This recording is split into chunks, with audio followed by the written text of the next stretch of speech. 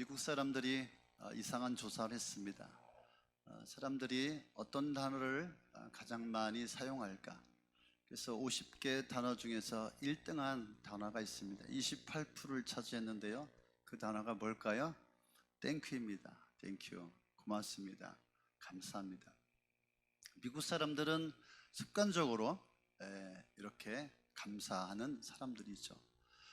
습관적으로 감사하는 것도 굉장히 중요하고요. 진심으로 하나님 앞에 감사하는 인생이 더 감사가 있고 또 행복이 있을 것입니다. 우리나라 사람들은 제일 많이 쓰는 단어가 뭘까요? 여러분 어떤 단어를 제일 많이 쓸까요? 힘들어 죽겠네. 금방 이쪽에 나왔어요. 미쳐 죽겠네. 배고파 죽겠네. 더워 죽겠네. 배불러 죽겠네. 좋아 죽겠네. 우리는 죽겠다는 말을 많이 쓰는 것 같아요. 여러분들은 어떻습니까? 여러분의 입에서는 어떤 말을 많이 하고 자주 사용하고 계신가요?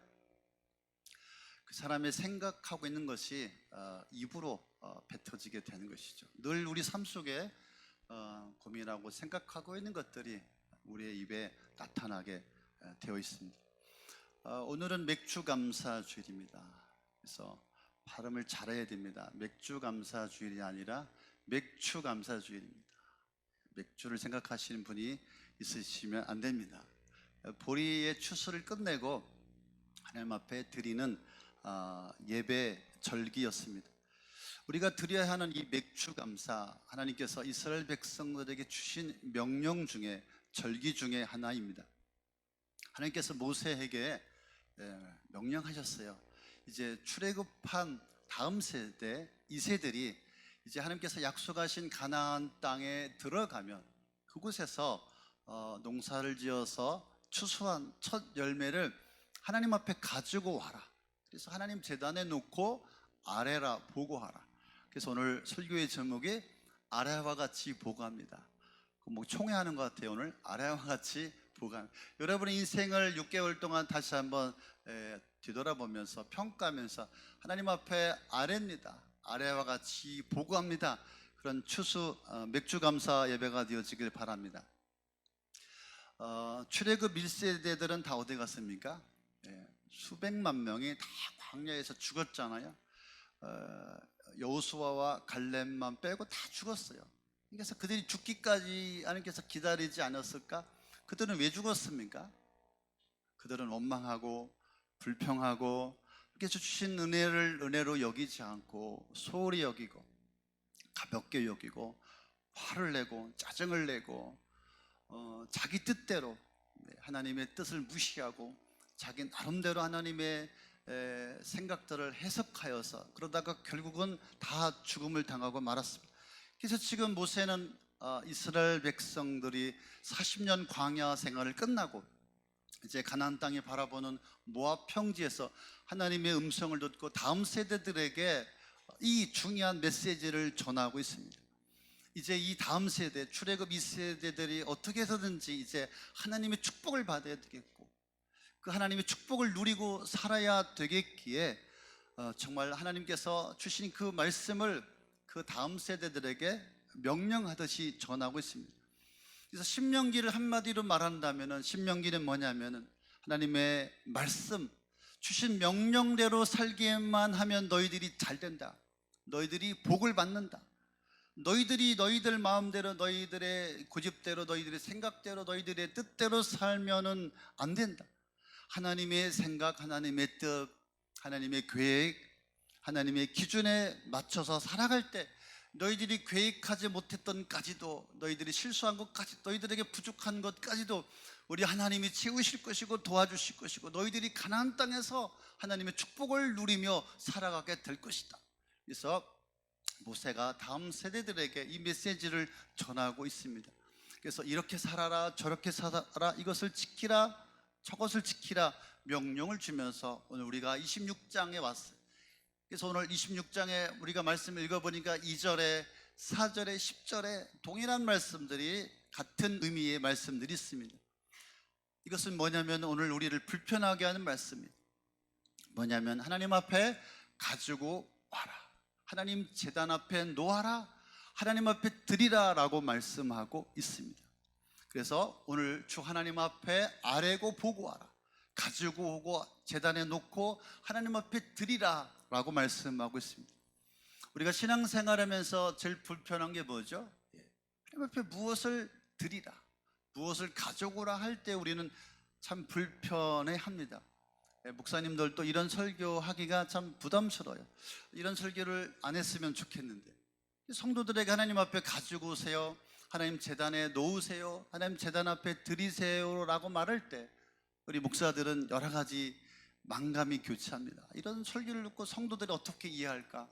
불편해하지 않을까? 부담이 되지 않을까? 시험 드는 사람은 혹시 있지 않을까? 근데 하나님은 오늘 모세를 통하여서 동일하게 강하게 3번이나 강조하고 있어요. 하나님 앞에 가져와라, 하나님 제단에 두어라, 하나님 앞에 드리라 라고 말씀하고 있어요. 지금이나 그 당시나 우리가 하나님 앞에 뭔가 내어놓는다는 것은 사실은 참 불편할 수밖에 없어요. 반대로 우리 하나님께서 오늘 우리들에게 하나님의 복을 가져가라, 오늘 너희들에게 하나님의 복을 부어주니까 복을 찾아가라. 그럼 얼마나 기분이 좋아요. 막 신나고 힘도 나고 막 교회도 더 오고 싶고 목사님이 예뻐 보이고. 그런데 오늘 이런 불편한 이야기를 우리 주님께서 왜 하시는지 모르겠어요. 오늘 특별히 오늘 본문에서 무슨 말씀을 하고 있냐면은, 하나님께서 뭘 가져오라고 하시냐 하면은 가나안 땅에 들어가 농사를 지어서 그 첫 만물, 첫 곡식, 첫 열매를 하나님 앞에 가지고 와라. 처음 것을 드리라고 그래요. 이스라엘 백성들은 2번에 추수합니다. 5월, 6월 달에 밀과 또 보리, 그리고 가을에는 또 포도 열매와 또 감람나무의 열매, 이런 것들을 추수합니다. 오늘 하나님께서 모세에게 주시고 있는 메시지, 명령은 뭐냐면, 그 다음 세대들이 가나안 땅에 들어가서 첫 번째 밭에서 거둔 소추의 열매를 하나님 앞에 드리라. 5월달, 6월달 보리와 밀을, 첫 열매를 드리라. 우리가 6개월 동안에 놀라우신 하나님의 은혜로 우리가 살아왔습니다. 하나님 앞에 주신 것들을 가지고 제단 앞에 와 하나님 앞에 드리라. 그래서 맥주절은 내가 거둔 첫 번째 것을 하나님 앞에 드리는 것입니다. 여러분, 농사 지어 보셨습니까? 이 젊으신 분들이 많아가지고 우리 교회, 저는 우리 부모님이 농사를 지었고, 제가 천안에서 목회할 때 어떤 지인이 교회 건물과 또 땅을 주셔서 목회를 했는데, 교회 앞마당이 2,000평이나 됐어요. 그래서 오늘 이효순 집사님, 김기분 집사님 아실 텐데, 그 2,000평이나 되니까 뭐 풀밭으로 놀릴 수는 없지 않습니까? 그래서 제가 트랙터 돈 주고 해서 땅을 다 일구어서 그곳에 고구마를 엄청 많이 심고요, 몇 가마늘 캐고요, 그 다음에 호박, 고추, 토마토, 또 오이, 참이, 수박, 이런 것들을 엄청 심었어요. 여러분, 엄청 힘듭니다. 그것을 다 갖고 오려면 풀도 뽑아야 되고 농약주 줘야 되고 쉬도 못하고 또 열심히 땡볕에서 밭을 돌봅니다. 그 이유가 무엇입니까? 바로 열매죠. 추수이죠. 수확의 열매를 거두기 위해서 그래요. 농부들도 그런 마음이 있지 않겠습니까? 내가 이렇게 땀 흘리고 수고하고 애써서 거둔 첫 수확, 첫 번째 열매, 이것을 누구와 함께 나눌까? 누구와 함께 먹을까? 그런 생각을 하지 않겠습니까? 제가 농사를 지어보니까요, 맨 처음 열리는 열매가, 제일 처음 익는 과일이 제일 싱싱하고 맛있고 제일 좋습니다. 그런데 하나님은 이 첫 번째 열매를 하나님 앞에 가지고 오라 라고 말씀하고 있어요. 열매, 저 혼자 먹기도 아까워서 우리 가지고, 그때 교회에 우리 리더들하고 먹을까? 부모님 아니면 신세진 사람과 함께 은혜를 나눌까? 첫 그런 열매에 대한 기대감과 또 자기만의 생각과 계획을 갖고 있지 않겠습니까?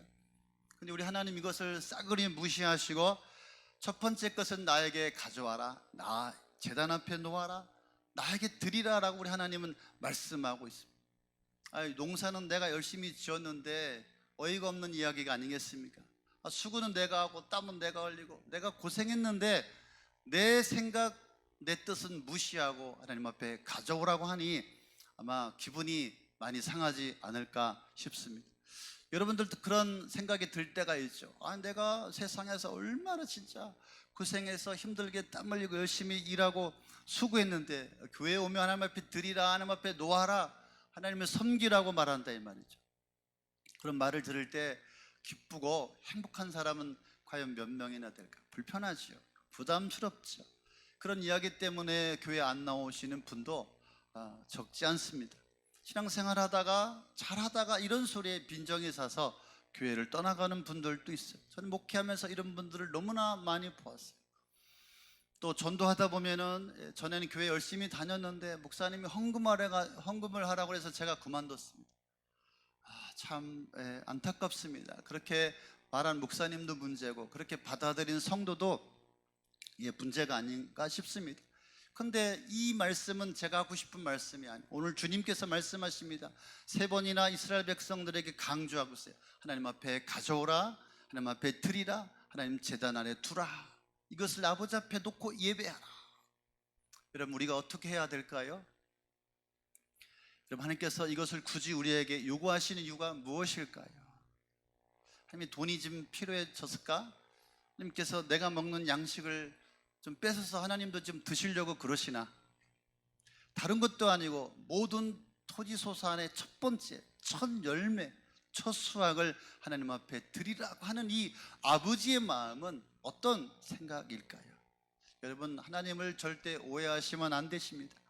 우리 하나님은 자기의 자녀들, 하나님의 핏값으로 산 백성들을 끝까지 돌보시고 책임지시고 또 채우시는 선하신 우리의 아버지가 되심을 믿으시기를 바랍니다. 여러분, 하나님께서 우리에게 복을 주시려면 가장 중요하게 여기시는 것이 무엇이냐면 바로 하나님과 나의 관계입니다. 관계. 하나님 아버지와 나의 관계. 때 우리 부모님들은 우리 자녀들에게 용돈을 줘야 될 타이밍을 알고 있어요. 제가 타이밍을 알고 있었는데 어저께 우리 딸이 카톡이 왔더라고요. 얼마를 보내라고. 제가 며칠을 늦게 줬더니 바로 카톡이 와서 제가 얼른 입금을 해 주었습니다. 우리 부모님들은 타이밍을 알아요.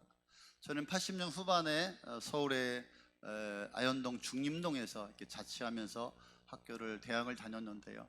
그럼 우리 부모님들이 시골에 계시기 때문에 농사를 지니까 이제 농사를 좀 도우러 시골에 왔다가 이제 주일날 저녁이면 이제 버스 타고 이제 상경을 하죠. 그러면 이제 돌아갈 때쯤 되면 우리 엄마가 없어져요. 어디 갔는지. 어디 가셨을까요? 동네에 돈을 빌리러 가신 거예요. 그래서 이제 우리 어머님이 이제 갈 때면 이제 꼬깃꼬깃 몇만 원을 이렇게 집어줍니다. 농사 지니까 농번기 때는 돈이 없어요. 농촌에 가을이나 돼야 추수나 해야 돈이 생기니까 그 돈을 집어주는데 제가 안 받을 수가 없잖아요. 내가 돈이 없으니까. 학생이 뭔 돈이 있겠어요. 가슴이 뭉클하고 가슴이 짠하죠. 여러분, 부모님들이 자식들에게 주는 것은 당연하고 아깝지가 않아야 합니다. 그러려면 자식과 관계가 좋아야 되죠. 자식이 부모님하고 불편하면은, 자식이 부모님하고 불화가 생기면 마음이 불편해요. 당연히 줘야 되는데 어떻습니까? 부모님이 주고 싶은 마음이 없어져요. 오늘 자식들 잘 들으세요. 오늘 줘야 되는데 내일 주고요. 많이 줘야 되는데 마지못해 주고요. 여러분, 잘해야 돼요. 우리 자녀들 관계가 중요해요. 사랑하는 성도 여러분, 하나님과 우리의 관계도 마찬가지예요. 하나님께서 우리에게 복을 주길 원해요. 우리의 삶을 축복해 주시길 원해요. 그런데 여러분, 하나님과의 관계가 불편하다면, 하나님과 그런 사이에 뭔가 막혀 있다면 아버지께서 여러분들 마음껏 축복하시기가 힘들어요. 여러분, 여러분의 인생의 축복은 여러분의 직장에 있는 것이 아니라, 여러분에게 있는 것이 아니라 우리 하나님 아버지께 있음을 여러분들 인정하셨으면 좋겠어요. 그래서 감사는 우리 하나님께서 우리에게 복 주시는 통로이다. 하나님의 축복의 통로이다. 여러분, 하나님의 은혜와 하나님의 사랑과 하나님의 축복은 일방이 아니에요. 여러분, 하나님의 축복은 쌍방이에요. 여러분, 그래서 하나님 아버지와 관계가 너무나 중요한 것입니다. 그럼 오늘 맥주감사주일은 무엇이겠습니까? 밭에 있는 농부의 땀, 흘린 첫 소산을 아버지 앞에 드리는 이 맥주감사주일의 정의가 무엇일까요? 여러분, 맥주감사, 오늘 아버지께서 나에게 베푸신 모든 은혜들을 인정하는 거예요. 6개월 동안에 나에게 베푸셨던 모든 아버지의 은혜들을 인정하는 거예요. 지금 내가 살아가고 있는 이 모든 것들을 누리는, 아버지께로부터 모든 은혜를 받은 것을, 그 결과를 기억하는 거예요. 할렐루야. 나에게 주신 모든 것들을 인정하고, 나에게 주신 모든, 내가 누리고 있는 이 모든 것들을, 그 결과가 아버지께로부터 왔고 그것을 기억하는 것이 바로 추수감사인 것을 믿으시기를 바랍니다. 여러분, 나의 모든 삶을 이끌어 주신 분이 바로 우리 나의 주인이신 하나님이신 줄로 믿습니다. 이것을 인정하는 거예요. 곰곰이 생각하고 또 기억하고 복기를 해보면 감동이 밀려와요. 6개월 동안에 우리 가정에, 우리의 사업장에, 나 인생 가운데 주셨던 그 놀라우신 은혜들, 이것을 인정하고 기억하고 고백하는 것이 바로 맥주감사 주일인 줄로 믿습니다. 그래서 오늘 이것을 잊지 않고 하나님 아버지 앞에 예배하는 것입니다. 목사님, 저는 밀 농사도 짓지도 않고 보리 농사도 짓지도 않는데 제가 이런 절기를 지켜야 될까요? 맥주감사 예배를 드려야 하나요? 의문이 생기는 분이 혹시 있을지 모르겠습니다. 여러분, 6개월 동안에 하나님께서 여러분의 인생에, 여러분의 가정에 베풀어 주신 그 은혜가 얼마나 큰지, 그 모든 것들이 그분의 결과였다는 것을 인정했으면 좋겠어요. 그것이 인정되면, 그것이 기억되면 오늘 맥주감사가 여러분에게 감동이요, 또 기쁨이요, 또 행복이 될 줄로 믿습니다.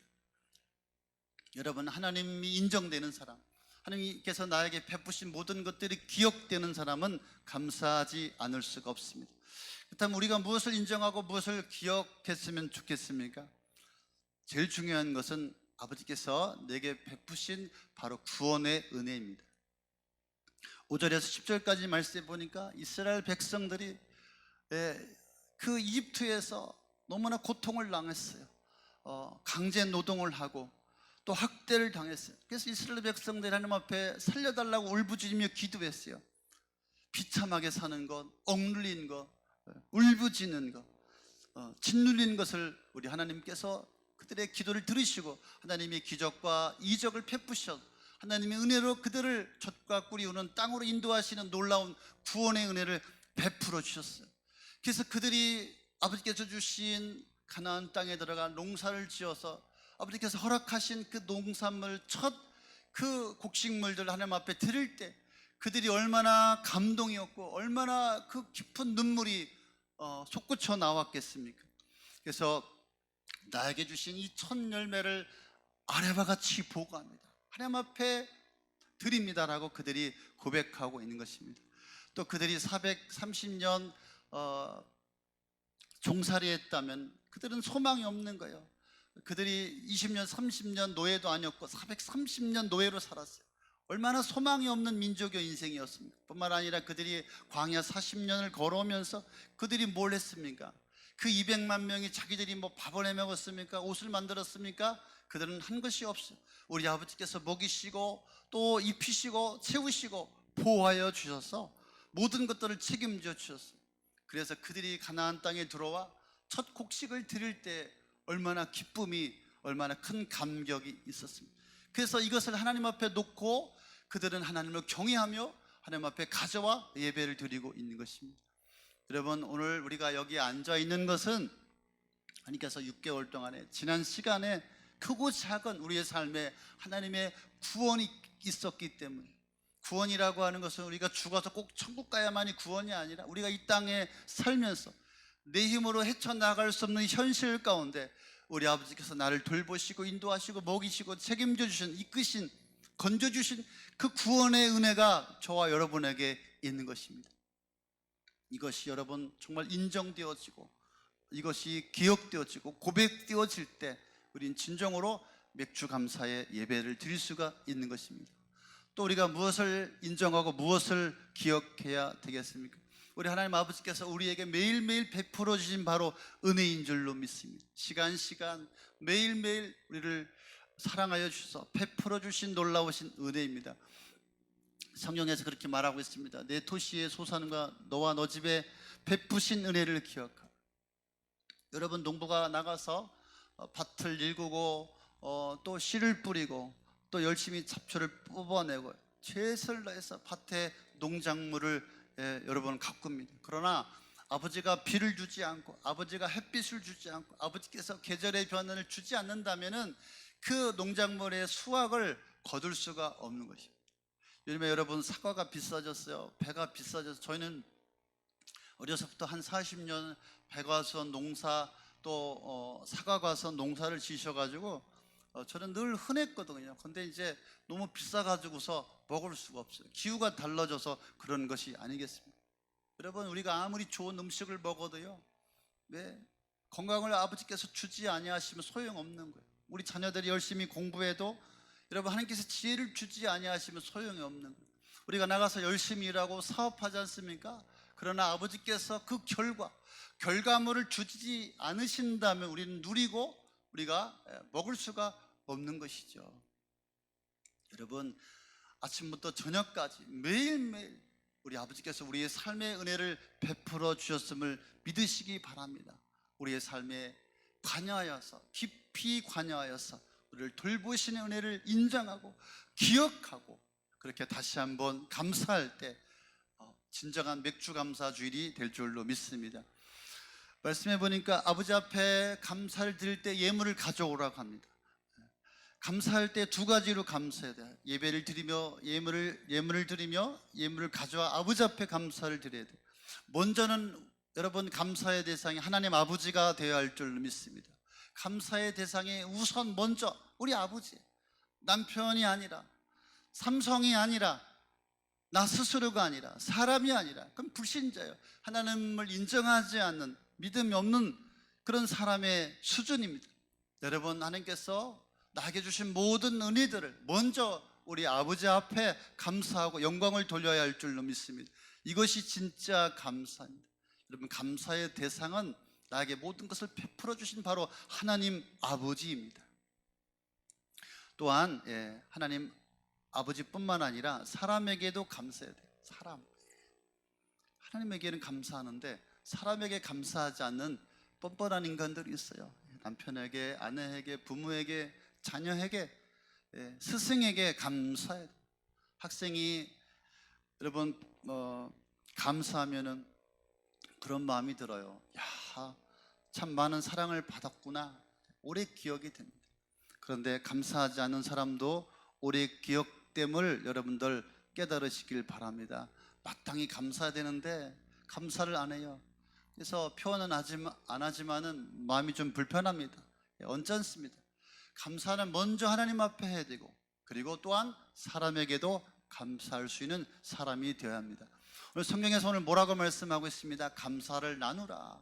내 이웃과 함께 나누라. 여러분, 하나님께서 주신 은혜를 혼자 먹고 마시면 안 돼요. 여러분 자식과 여러분 가족만 알면 안 돼요. 자기끼리, 자기 교회끼리 안 됩니다. 함께 먹고 나눌 때 그 감사가, 그 기쁨이 배가 되는 은혜가 있게 될 줄로 믿습니다. 여러분 속에 끊임없이 세 가지 질문이 있을 거예요. 왜 감사의 절기를 지켜야 하는가? 사실은 우리가 하나님 앞에 받은 은혜가 너무나 많습니다. 그래서 사실은 생각해 보면은 365일 감사해도 부족합니다. 우리 하나님은 매일매일 감사하라 하지 않고 1년에 2번 맥주감사주일과 추수감사주일을 우리에게 주셨습니다. 왜요? 이 감사를 통해서 우리를 축복하시려고, 이 감사의 절기를 통하여서 우리에게 복을 주시려고. 이 감사의 절기는 바로 복받는 날입니다. 여러분, 복받는 날이 불평거리입니까? 부담입니까? 기분 나쁜 일입니까? 저는 마음이 약해가지고서 성도들에게 부담을 주고 싶지 않은 목회를 하고 싶었어요. 그래서 웬만하면 제가 알아서 다 해결하는, 내가 충성하고 헌신하는 그런 스타일이에요. 사실 이 교회를 개척하면서도 많은 재정이 들어갔고요. 또 이 교회 목회하면서 제가 사례별 안 맞는 목회를 했으면 좋겠다 그런 마음을 갖고 있었어요. 근데 이것은 전부 너무나 인간적인 생각이었다는 것을 제가 알게 되었어요. 우리 교회 3년 동안에 맥주 감사절을 지키지 못했습니다. 성도들이 하나님 앞에 복받는 길을 제가 막은 셈이죠. 여러분, 형편이 어려워도 하나님께 들을 수 없는 상황임에도 불구하고 자신의 열매를 하나님 제단 앞에 가지고 나오는 사람이 오래가는 사람이에요. 이 사람이 교회를 떠나지 않습니다. 이 사람이 하나님을 사랑합니다. 이 사람이 하나님을 위해서 하나님의 교회와 나라를 위해서 충성할 수 있는 사람이에요. 그런 아무것도 드리지 않는 사람, 이 사람 언제든지 가볍게 교회를 떠나고 가볍게 주님을 떠날 수 있는 가능성이 아주 많은 사람이에요. 그래서 목회를 잘하는 목사는 어떤 사람이냐? 하나님과 성도의 관계를 끈끈하게 맺어주어서 하나님 앞에 기꺼이 드리고 헌신할 수 있는 사람을, 그런 관계를 맺어주는 그런 목회가 올바른 목사라고 생각을 합니다. 그럼 두 번째 그런 질문이 있어요. 꼭 물질을 드려야 합니까? 물질을 드려야 합니다. 우리는 보통 그렇게 생각합니다. 주님 앞에 나오면서 마음은 드리면 되지. 그것은 성의가 없는 것입니다. 여러분, 마음이 진짜 감사하면, 우리는 고마우면 콩 한 쪽이라도 나누고 싶은 그런 마음이 있어요. 정말로 감사. 하나님 앞에 무엇이라도 드리고 싶고 무엇이라도 감사하고 싶어요. 우리 꽃꽂이에 이강자 정선님이 하셨는데요. 금요일 날 꽃시장 가서 꽃을 사오고 퇴근하고 저녁에 토요일 날 또 이렇게 설레이는 마음으로, 설렌다고 그래요. 소녀처럼 설레이는 마음으로 또 주일날 새벽에는 가서 목욕을 하고 주님 예배 드린 것이 얼마나 기쁘고 얼마나 감사한지. 할렐루야. 이름을 거론해서 죄송합니다. 이번 주에 대전에 있는 친구 목사가 한 300명 모이는데, 둔산에 있는데 건축을 하기 위해서 장로님하고 수많은 사람들이 교회 탐방 와서 제가 우리 교회 설계한 사람도 소개해주고 제가 이렇게 많이 혼수를 두었습니다. 근데 그 교회에 지금 많은 사람들이 좀 먹고 살만한 중직자들이 교회를 나간대요. 건축을 앞두고 있으니까. 그런데 우리 교회도 신혼부부가 많은데 3천만 원을 가져왔더래요. 3천만 원. 신혼부부가 3천만 원 가져오기 어렵지? 여기 신혼부부 많지? 튀니지 목장? 300도 어렵겠지? 어떤 할머니 할아버지가 너무나 가난하시대. 늘 아프시고 돈이 하나도 없대. 그 부부가 100만 원을 가지고 왔대. 여러분, 감사하면 진짜 하나님 앞에 드리는 거예요.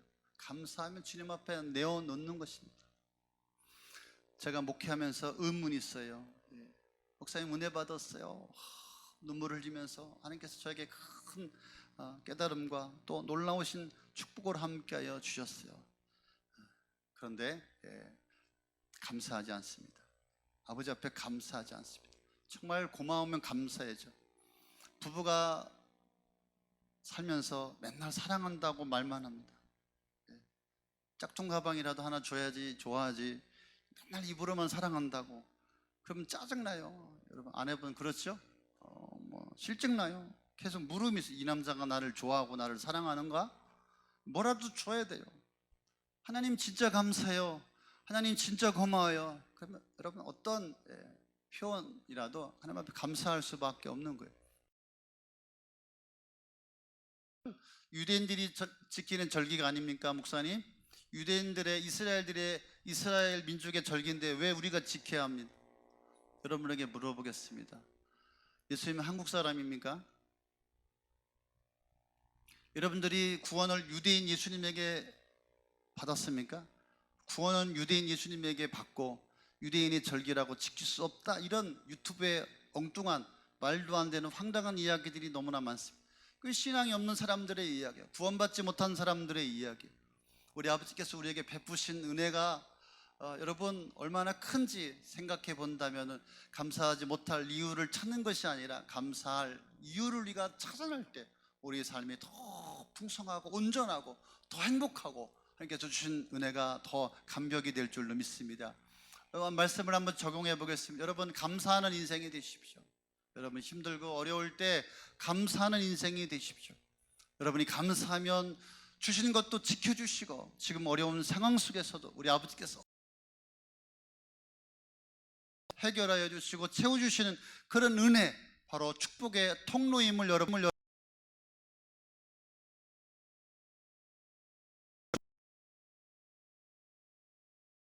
아무것도 안 될 때 감사하십시오. 아무것도 안 될 때 감사하십시오. 따라하면 좋겠어요. 아무것도 안 될 때 감사하십시오. 진짜 어렵고 진짜 힘들고 잘 안 될 때, 인생의 고비 속에서 하나님 앞에 감사하십시오. 그러면 지나간 시간, 야, 이 모든 것이 하나님의 은혜였구나, 다시 한번 이것을 지킬 수 있는 하나님의 축복, 아버지 삶에 하나님께서 은혜를 베풀어 주시는 줄로 믿습니다. 성도를 위해서 제가 기도해주고 상담하다 보면은 진짜 어렵고 죽기 직전인데도 눈물을 흘리면서 감사하는 사람이 있어요. 감동이에요. 그런데 어떤 성도는 지금 어려워서 나는 당연히 감사할 수가 없어, 이렇게 말하는 분이 있어요. 자기 힘으로 인생을 사는 거예요, 여러분. 아직 바닥을 들쳤어요, 여러분. 감사하지 않은 사람, 지금 힘들고 기가 막힌 상황이 있지만 지나간 시간 하나님께서 주신 은혜와 지금 내가 누리고 있는 모든 것들이 얼마나 소중하고 좋은 것인지 깨닫지 못하는 거죠.